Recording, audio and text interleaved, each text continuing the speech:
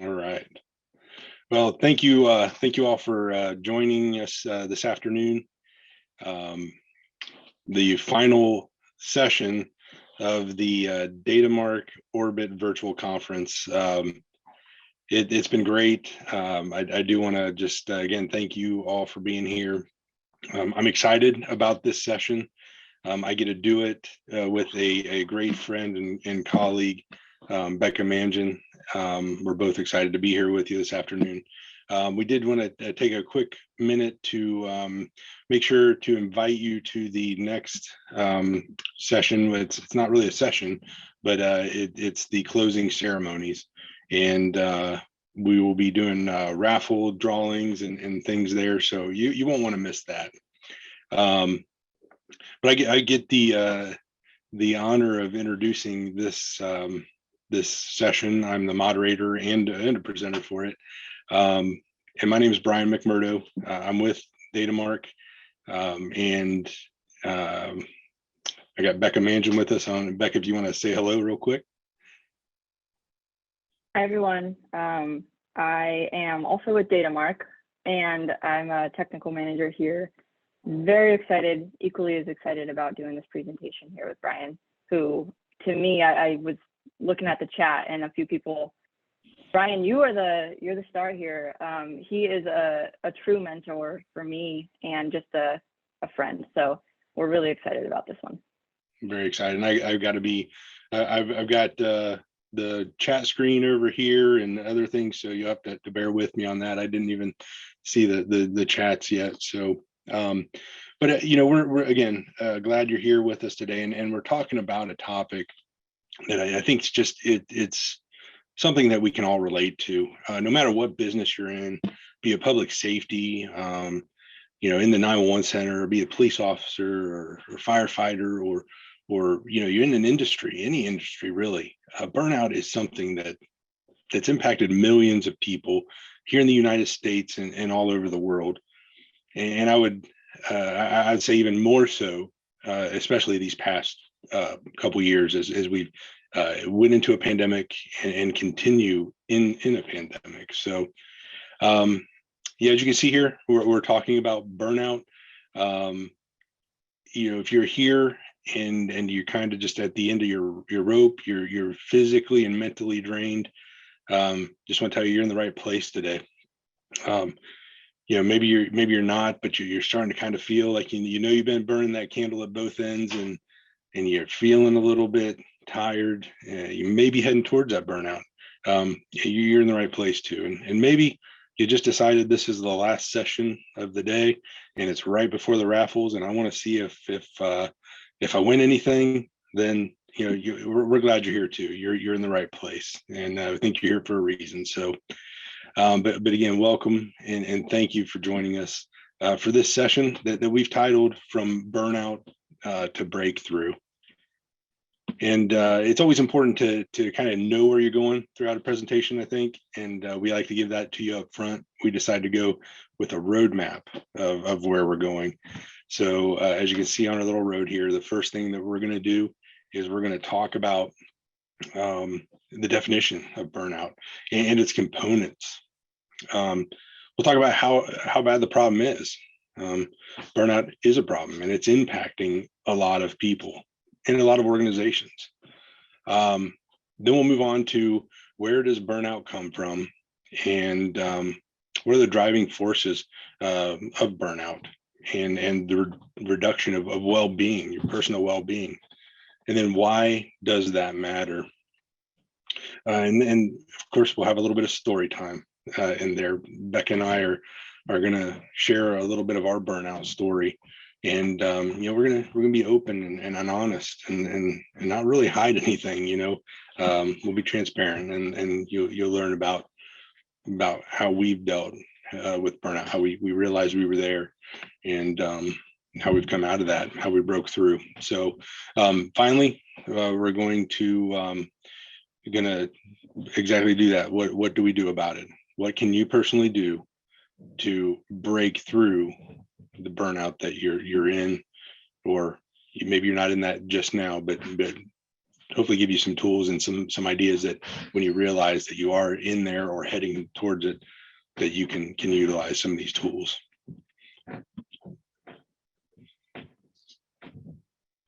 All right, so what is burnout? Burnout can be defined as a state of emotional and physical exhaustion that's brought on by long periods of constant, unrelenting stress. I kind of just want to let that sink in for a moment. My personal definition of burnout is that it's brought on by pouring yourself into one or a few areas of life and really neglecting to refill from other areas of yourself. So a complete imbalance and exhaustion because you're not allowing all areas of you to be fulfilled or given the attention that you need. So the three components of burnout are emotional exhaustion, depersonalization and cynicism, and feeling of ineffectiveness. Emotional exhaustion impacts you completely. Doesn't only cause you to feel depleted emotionally, but it really impacts you physically when left unattended to.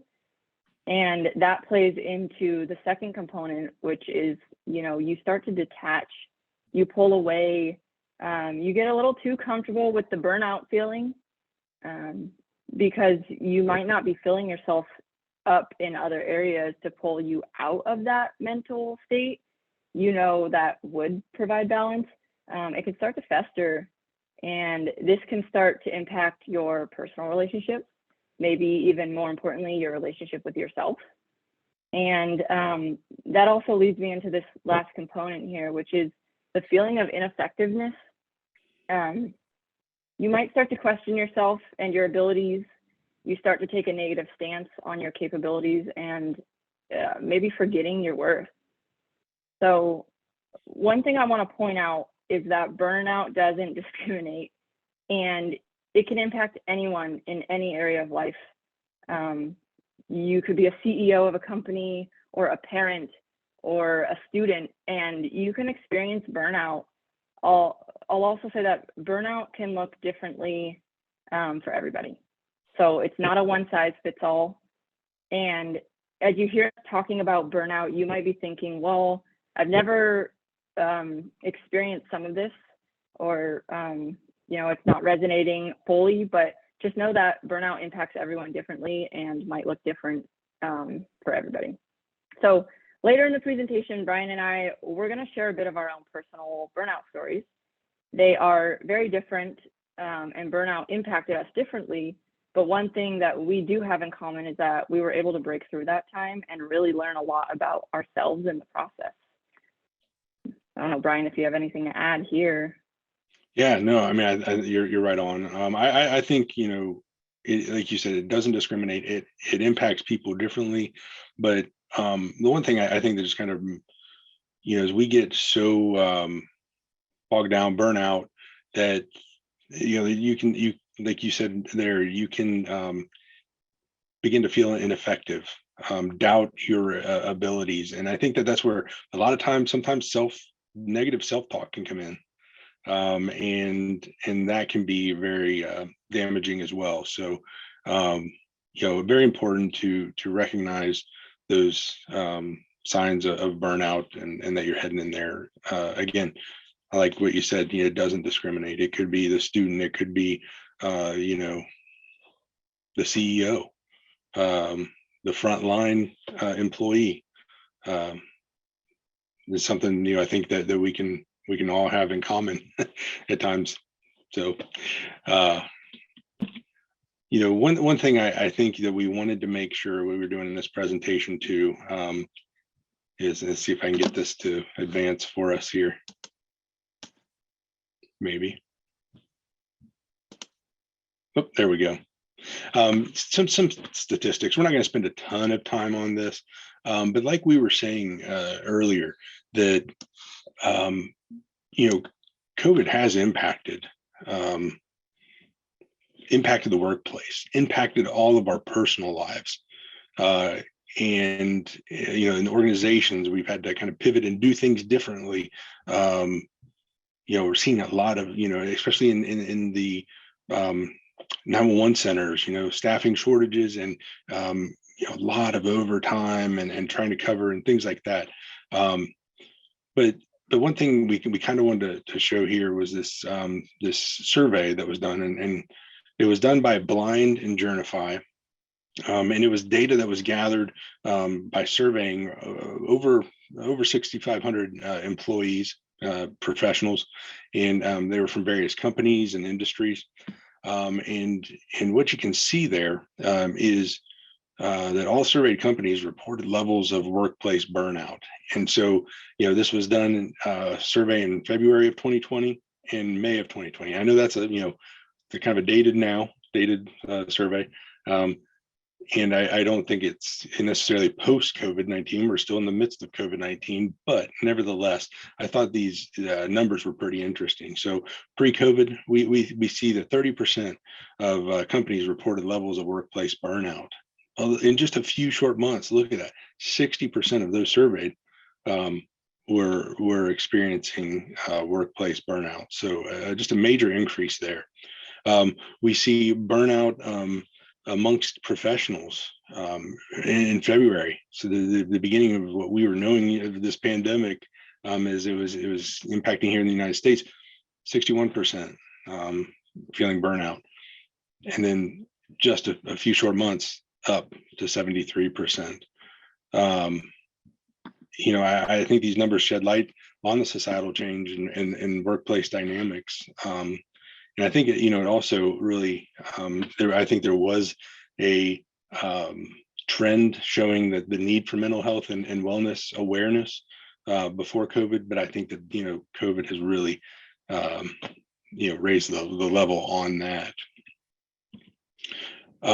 So reasons for burnout. So those that were surveyed, we see some of these things: unmanageable workloads, insufficient rewards or acknowledgement, lack of control. We can see how these rate there by the survey.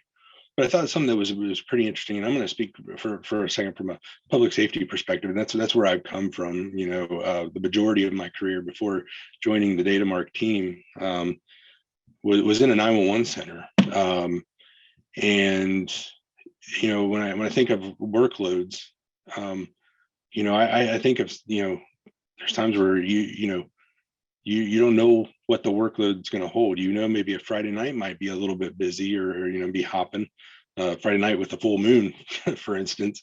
But even the weather that is coming in. I know we had some tornadoes, and everyone down south are in our thoughts. I know they had to deal with some tornadoes last night, but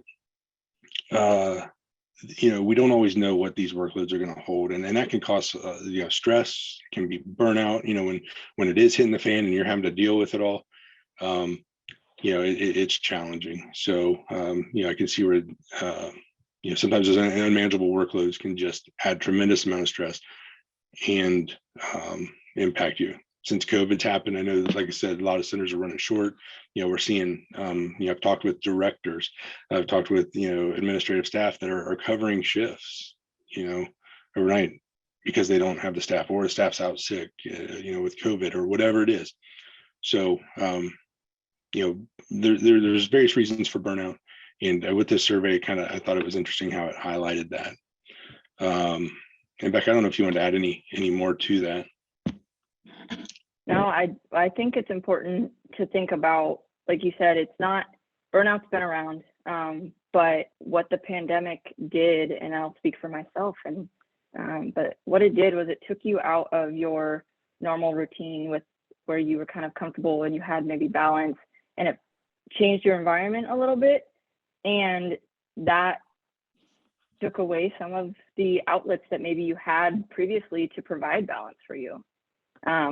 Which I think is why unmanageable workloads, when I get into my story, I know, but I was pouring a lot into work because other areas of my life were either changed or somewhat just adjusted from the pandemic. So it's going to fuel some of these imbalances. Yeah. So another kind of a more recent study that was done, it was actually done by Indeed. So the giant job aggregator site, they conducted a survey of about 1,500 U.S. Workers, and to determine the level of burnouts exhibited by different groups of people. So they compiled 2021 findings. And again, I know it's a little bit dated, and here we are in early 2022, but they compared 2021 findings against the prior pre-pandemic study that was done in January of 2020. And the study showed that burnout is at high levels, an increasingly high level. And again, I don't know the numbers for 2022, and I would imagine they probably did a follow-up study on this, but I would imagine those like numbers for those age groups have increased even more than that. And so some of the highlights of this study, that over half, 52% surveyed experienced burnout in 2021, and that was up from 43 who said in the same Indeed study pre-COVID-19 survey. So a 43% increase in that. Among all respondents, 80% believe that COVID-19 has impacted the workplace burnout. 67% say burnout has worsened during the pandemic. And like you said earlier, Becca, just right before this, was burnout's been around for a while. It's since COVID. I mean, it's not something brand new with COVID. Burnout's been around for a while, and I think COVID-19 has really brought a lot of this burnout to light, and again across so many different industries, in the home, in personal life and work life. Mm-hmm. Yeah, there's a reason it's a hot topic right now. I think a lot of us are either have gone through it fairly recently or are approaching it. So yeah. Well, I think it's really important too that we recognize some of the symptoms, and as you look through this isn't like the end all to symptoms to burnout. There's more, but we definitely want to highlight a few of those, and some of these I think most of us can relate to.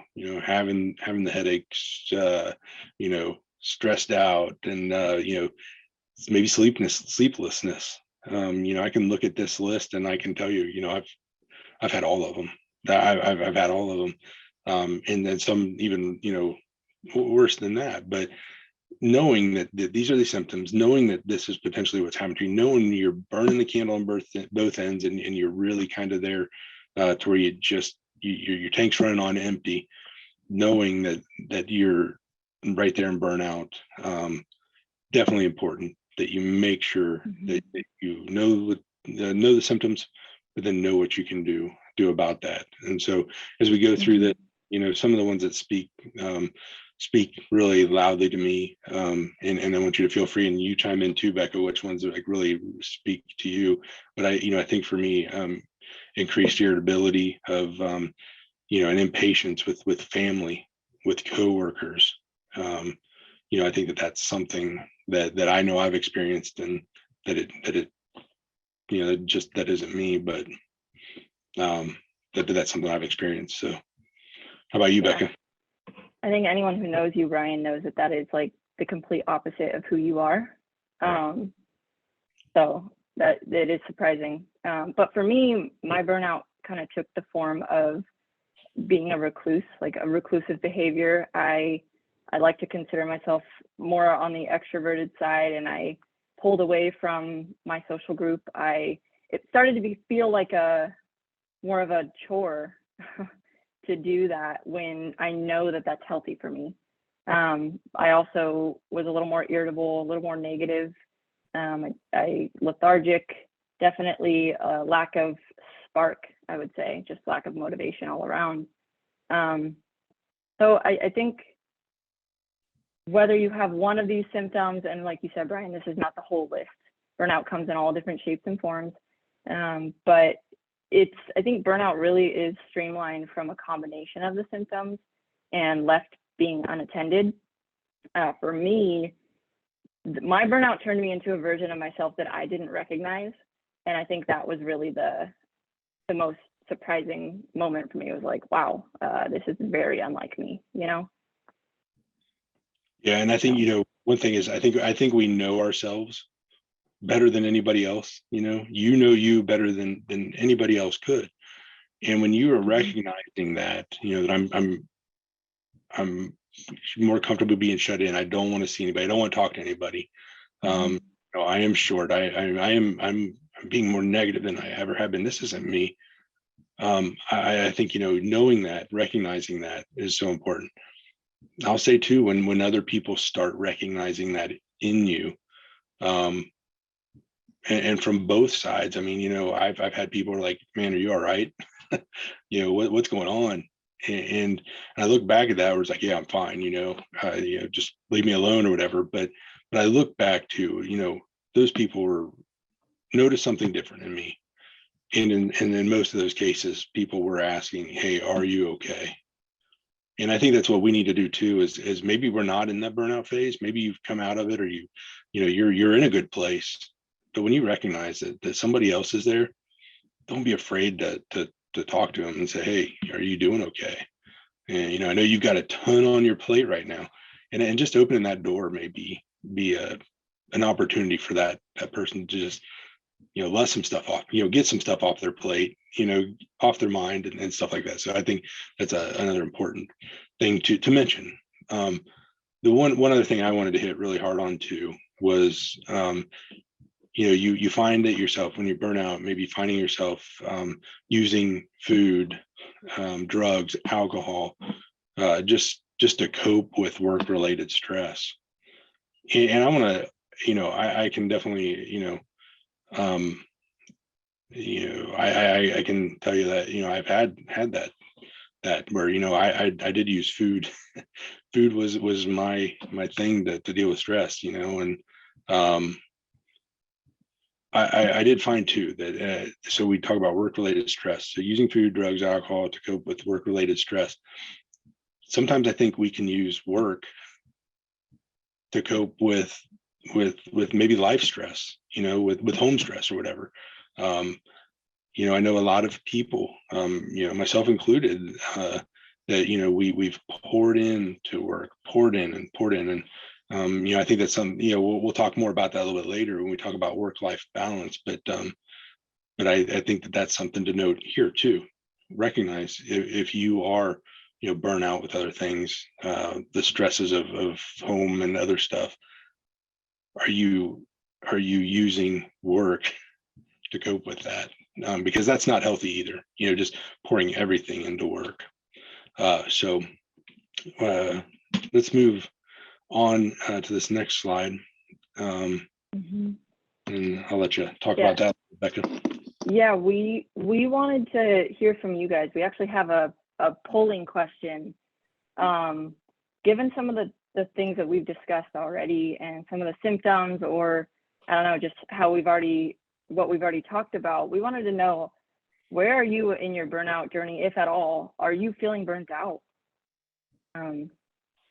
So we have some options here on this burnout scale, if you will. Give a couple minutes. Yeah, well, as this poll kind of pops up, again, we're not going to know, it's very anonymous. Nobody's going to know. So feel free to put what you feel there. But I enjoy my work. I have no symptoms of burnout.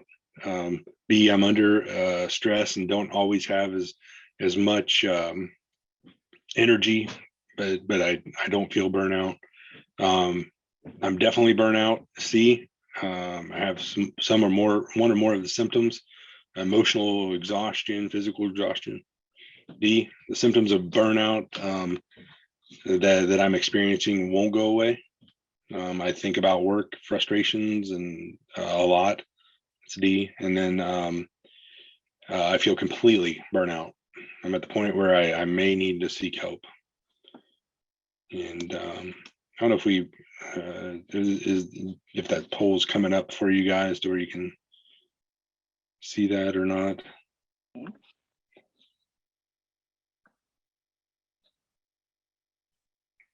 I see a few people putting in there, and I really appreciate you putting that in there.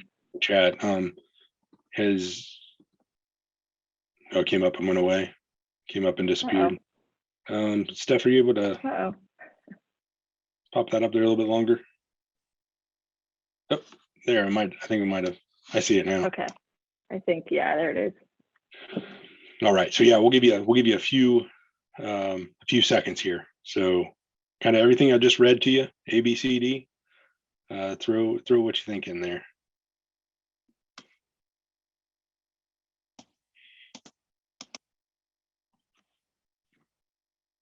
Give you about 10 more seconds.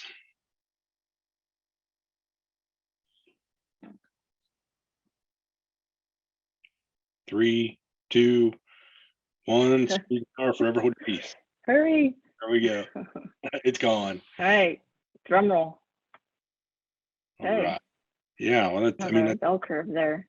Yeah. No, I think that's great. I mean, and kind of what we expected, you know. I think, you know, again, this is a topic that I think we can all relate to, no matter what profession we're in. And I'm glad you got to see the little bell curve there. Yeah. I'm not sure. I don't know if the results, I think they display to the audience, but the majority of the percentages were B and C. So there was a actual kind of bell curve there. Every category got some votes. So yeah, it's really interesting to kind of gauge where everyone's at. And it does feel like we're kind of in this middle zone of either approaching burnout or just starting to ramp up a little bit. Yeah. Well, and I love in the chat. I do have that pulled up now, and I can see a great point, you know, feeling all of them throughout, you know, different times. And I can totally relate to that. And I think the one thing, which you have a great point, and I think it's important to note, like, you know, you just because you're going through burnout, you know, you're there, maybe you're breaking through the burnout, you've broken through it. That doesn't mean it's not something you're ever going to experience again. You know, you can and likely will experience burnout again. So yeah, thank you for participating in that poll there. Let's go to this next one. There we go. And I'll lead you right in. Oh, you, story Becca. Time. All right, y'all, bear with me here. I'm gonna tell my probably my most impactful burnout story. And my burnout was fairly recent, and I'll set the stage for my burnout to kind of develop. A few years ago, I was living in Southern California, which is where I was born and raised. It's a place that's very familiar for me. And at that time, it felt like a very pivotal time in my life where I was really focused on nurturing relationships, nurturing my own health, both physical and mental, just spending more time getting to know who I was. So I felt really good in that space. I think it was probably the happiest I've ever been. I think a big part of that was having the best social group and support around me. I was surrounded by the caliber of people who made you better, kind and smart and driven and mindful. And I was also setting goals for myself that I always wanted to achieve, and I was making them happen. It's a very empowering thing to recognize what's within your power to control and your own capabilities, right? So I don't attribute my burnout to the pandemic necessarily, but it was definitely a contributing factor among a few other major life events.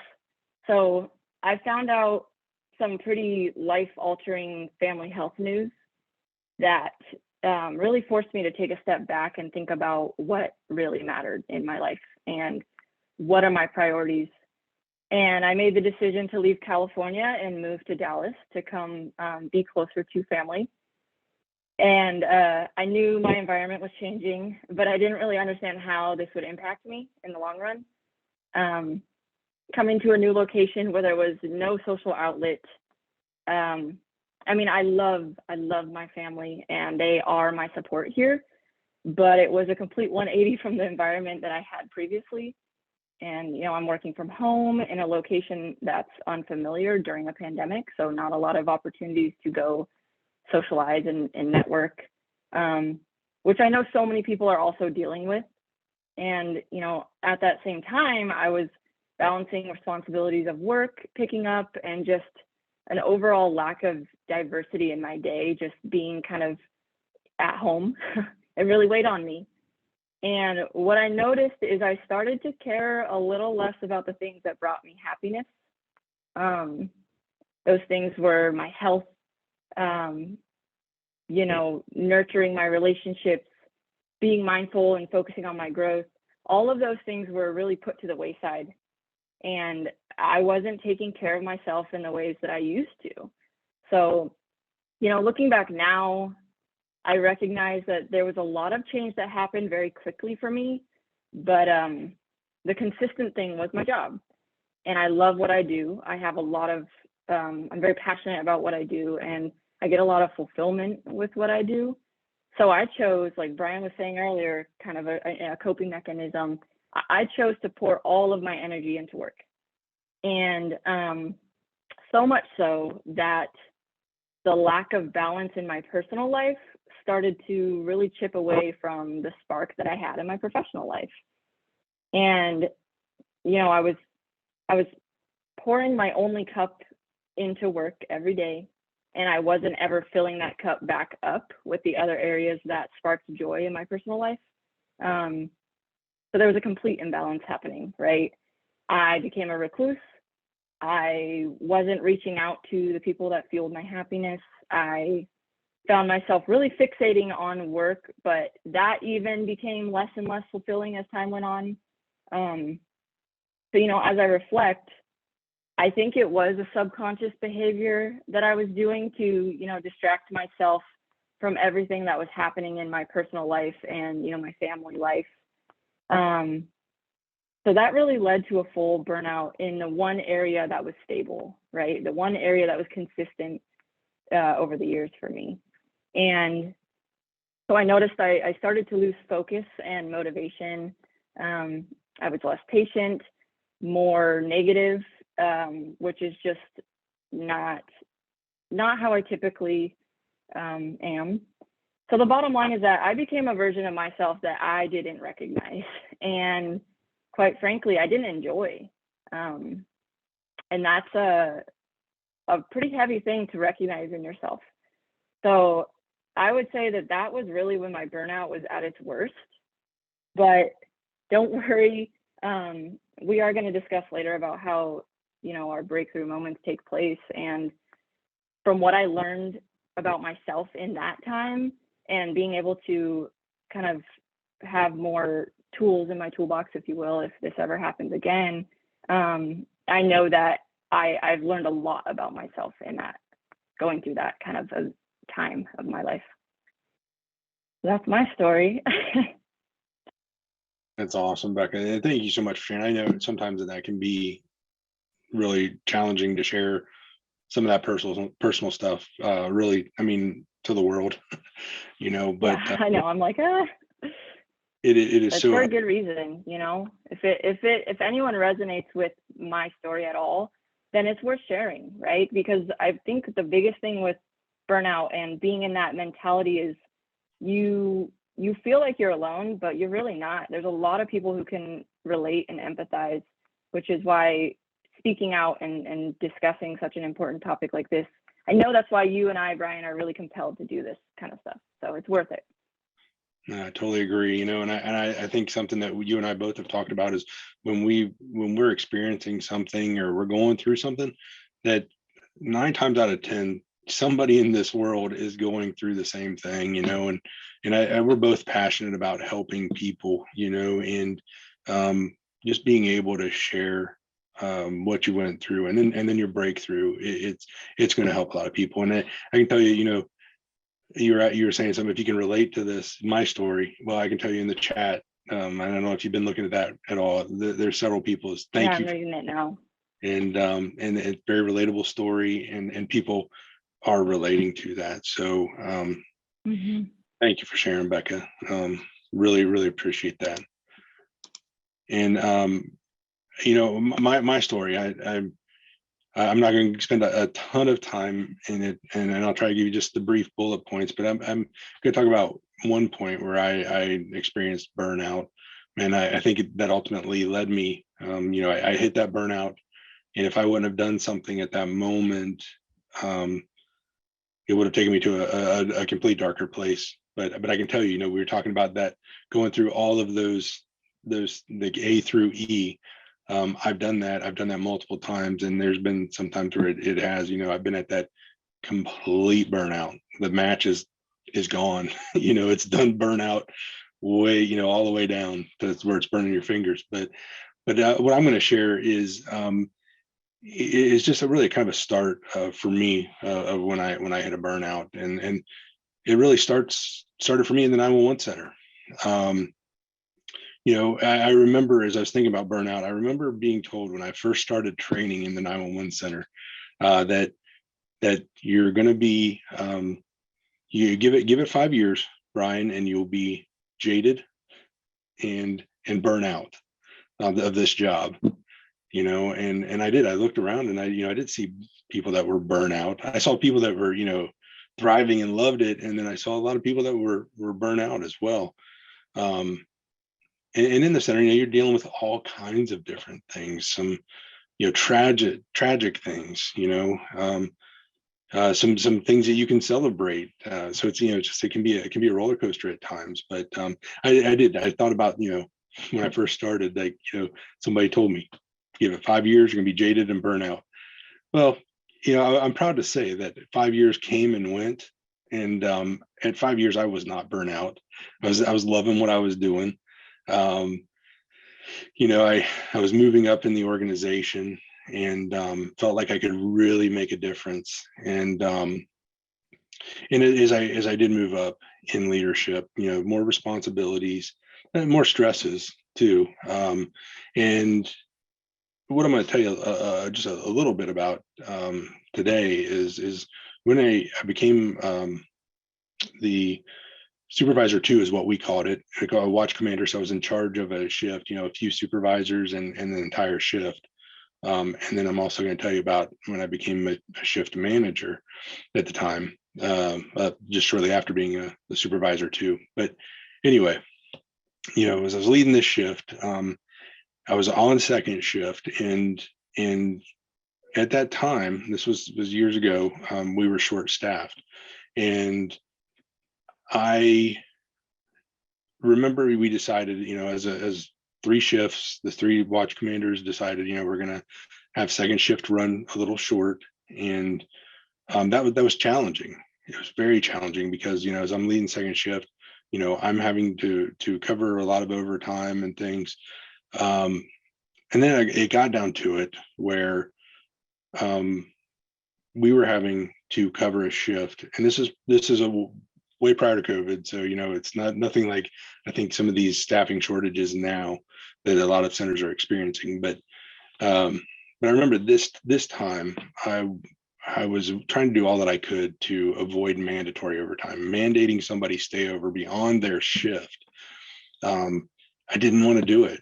And, so myself and several other supervisors were doing all that they could to cover these shifts and not have to have the communication officers, be held over, work beyond their 8 hours, and sometimes 12 hours. But so what ultimately happened with me there was I would cover and cover and cover, and I did it at the expense of honestly my family,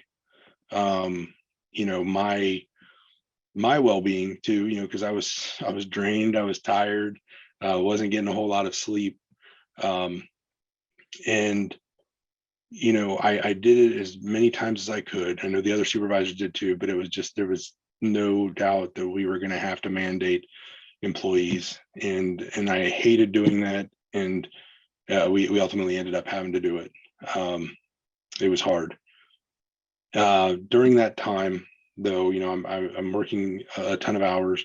uh, I was having to deal with some stuff too that, work situations would pop up and I would have to deal with out, maybe I was on my off day and it was either I'm going to have to go in and deal with this or I can handle over the phone. And so the certain situation I want to tell you about, it was an issue that popped up and I was able to start handling it over the phone. Well, at that time, I'm out with my kids, they're younger. They were younger at the time and we're out of the swing set, we're playing, having a good time. My wife's out there and I get this call and I immediately, take it and pull away from that. And then the calls, I was on there for a while and I could have set some boundaries and stuff, but I felt like this issue needed to be handled right now. Long story short, I'm dealing with it a lot longer than what I probably needed to. My kids are coming up to me while I'm on the phone saying, Dad, we want you to swing us. Will you play with us? And I looked at him and I was just real short. I said, no, you go over and you play. And I looked at my wife and I said, can you handle this? And that's not me. And to this day, I think about that a lot of times. I love my kids. I want to give all the time that I can to them and my family. But boy, that time I was short, and that did lead down a path where there's other situations where I was very short, that I was very snippy, and even people at work, I was short with them. So that's just a little bit, again, I probably got more I could tell you. Some of you guys have maybe seen some of the other sessions that I've done before, and you kind of know a path that I went down, some over the obstacles that I had to overcome and stuff like that. But with this is really kind of a real start to that. As shift manager, I had the responsibility of all 3 shifts, all supervisors, and you talk about unmanageable workloads. That was a lot, and I felt like I was on 24/7 all the time. But anyway, we'll save some more stories for another day, and we'll talk about breakout here in a little bit.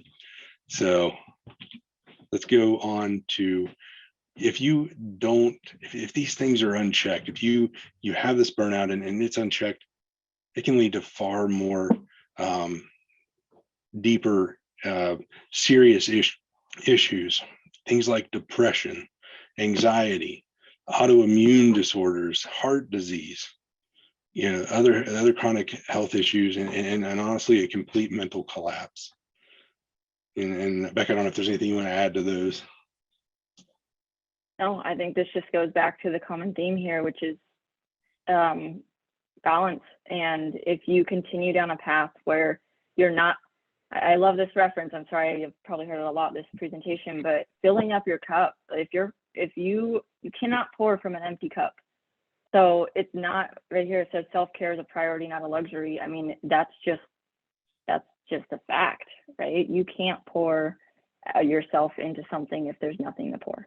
So yeah, that cup can all dried up, and that cup can maybe be gone, Yeah. Trying to pour from something, that's already dried up and gone.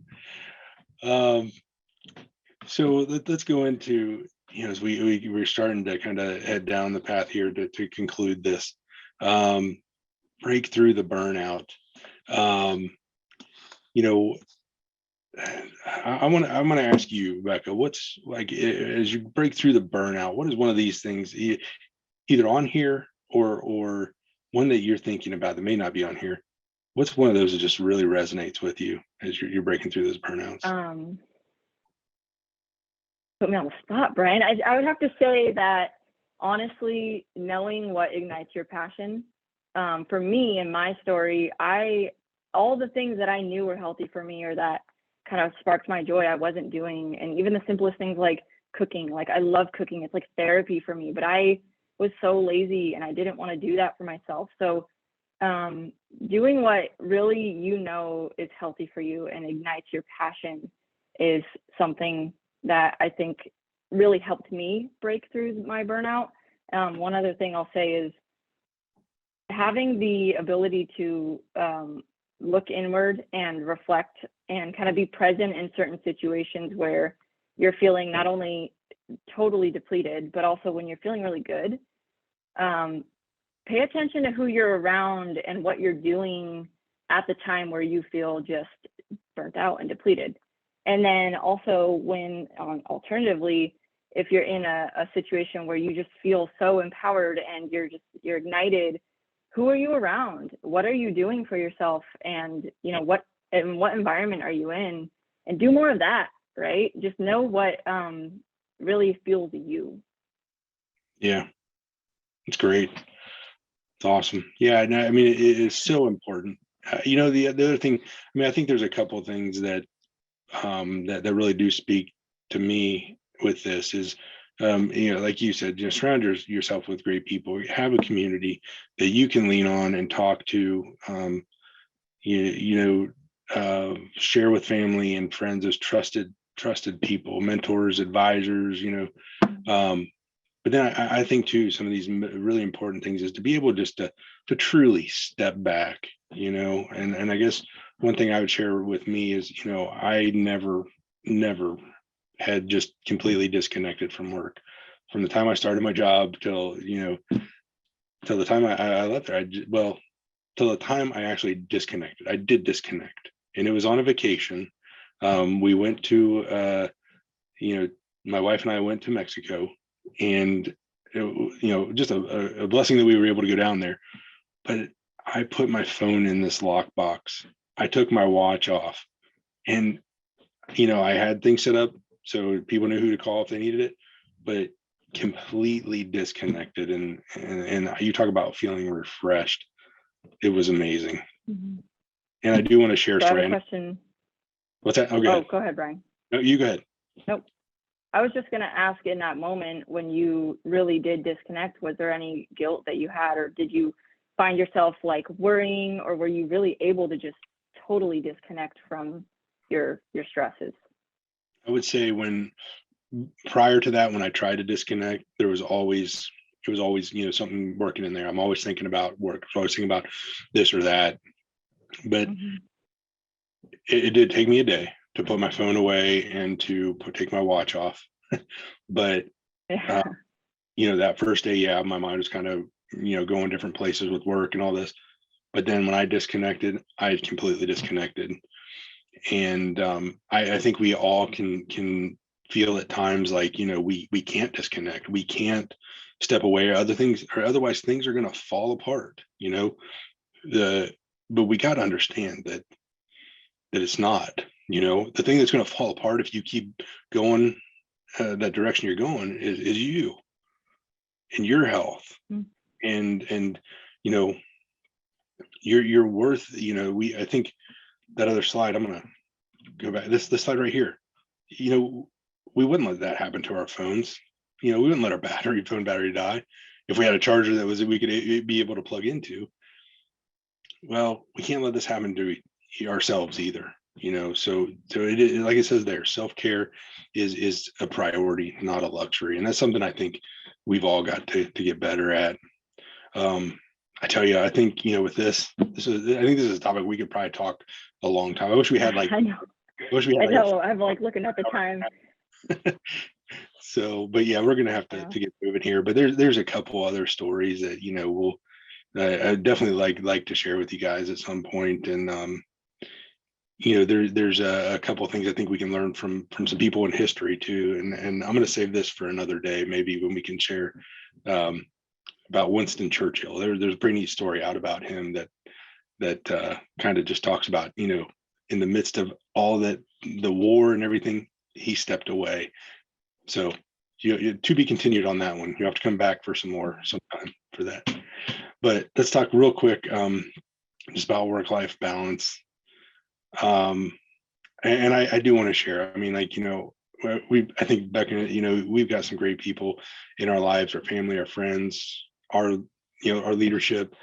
But right before we jumped into this, and I did want to share this, and there was a quote that we got from one of our friends and leaders, and she said, it's important to make decisions from a place of balance by taking a breath and checking in with heart and mind. And we got that right before we started this, and it just so powerful, speaks volume, and it's such the truth right there. So as we kind of wind down here and are getting ready to close out, we did want to talk about work-life balance. I think that is something that is very challenging for many of us. So I'll let you go with that, Becca. Yeah, I think again, just having balance to stop pouring yourself into one area. I mean, from my story, that was really what happened, where I thought that would kind of continue to fulfill me when I was just putting all my energy into one space. And, as much as I love what I do, that's not enough. It's not enough. You have to have balance, and you have to know what fills your cup. I sound so redundant with that, but having the outlets for you to relieve stress, or to maybe even turn your focus and just give yourself that mandatory pause on something that, maybe is fueling your burnout. That's how you counteract approaching burnout. Those are those coping skills and those the tools in your toolbox to help you, stay at a balanced place. Yeah. I mean, I don't know, Brian, what you have to add, but it really is just being mindful in those moments and knowing yourself. So true. I think nurturing your mind, your mental health, your physical health, in your social life is just as important as nurturing your career. We can all, many of us can be driven people. We can be so career focused, but you got to make sure you're nurturing your mind, your mental health, your physical health, and your social life, because that's just as important. I also want to add, I've been monitoring the chat, and I'm just blown away by the feedback and the response. And it does sound like it just reiterates the power of community, and you're not alone in anything. So talking about it, and Brian and I were I'm not gonna lie, we were a little nervous about doing this, but we knew there was a good cause for it. And just to hear the responses from you guys, it's just really it's nice. So yeah, thank you. Yeah. So there was one thing as we kind of do wind down here to the very end, is we were talking about it just on that last slide. Pause. The pause is power. To step away, truly step away, sometimes will propel you, and it will refresh you as you jump back into things. But sometimes you have to stop. You have to take the pause. And so there was a commercial that was just out just recently, and we saw it, and I was like, we got to add this one. So it is kind of humorous. It's makes a great point though, and we wanted to share that with you real quick. Hopefully everybody can hear it. I can't hear it, Brian. Uh-oh. Let me see. Uh-oh. That's gonna be too bad. We can maybe link it to also maybe another time, but we'll link it. I'm sorry, because that's a great one. It's pretty uplifting. Yeah. To summarize though, it really was, the whole focus is just like that mandatory pause and shedding light on that, and just kind of adding some humor to it. But okay, I know we are a little over time, but so Brian and I, we are not doctors and we are not experts by any means, but we are real people, and we have real experiences. So one thing to know about us is we really do believe in the power of community, and we wanted to share our information if anyone would like to connect, burnout or not, burnout related or not. So we would love to hear from you. So don't be afraid to reach out. So I guess I'll just end us here by saying a huge, huge thank you for joining us today. I hope the virtual conference in general has been really empowering and educational. And I hope this presentation has helped you understand a little bit more about burnout and what you can do to break through that burnout. So our closing ceremonies are up in 5 minutes. Oof. We're going to drop a link in the chat here, and we really hope to see y'all over there at those closing ceremonies. So thank you again, everyone. tuning in today.